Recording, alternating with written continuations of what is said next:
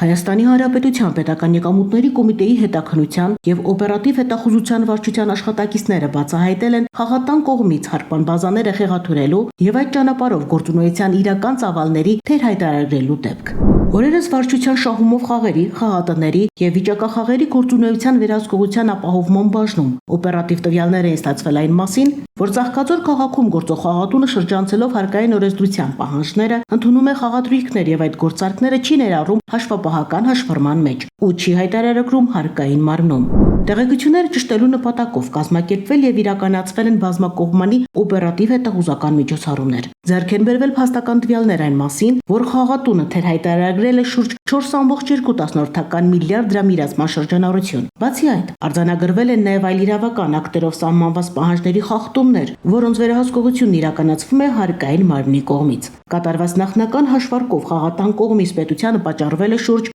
887 միլիոն դրամի վնաս։ Պետական եկամուտների կոմիտեի հետաքննության եւ օպերատիվ հետախուզության վարչության հաղորդման հիման վրա Հայաստանի Հանրապետության քննչական կոմիտեի տնտեսական հանցագործությունների եւ մաքսանեկությունների քննության գլխավոր վարչությունում նախաձեռնվել է քրեական վարույթ, առանձնապես խոշոր չափերով հարկերից խուսափելու հատկանիշներով։ Վարույթային եւ օպերատիվ հետախուզական միջոցառումների շրջանակներում խաղատանն իրականացվել են խուզարկություններ, արգրավվել են նախաքննության համար կարևոր նշանակություն ունեցող փաստաթղթեր եւ էլեկտրոնային կրիչներ։ Հայաստանի Հանրապետության պետական եկամուտների կոմիտեն տեղեկացնում է, որ խաղատնային բիզնեսում հարկային ռիսկերի եւ կանխիկ գործարքների նկատմամբ վերահսկողությունը կրելու է շարունակական բնույթ։ Հիշեցնենք, որ տնտեսական գործունեության թափանցիկությունն ու հարկային պարտավորությունների ամբողջական կատարումը ոչ միայն օրենքի պահանջ է, այլև պետության ֆինանսական կայունության ապահովման հիմնարար նախապայման։ Պետական եկամուտների կոմիտեի տեղեկատվության եւ հասարակայնության հետ կապերի բաժին։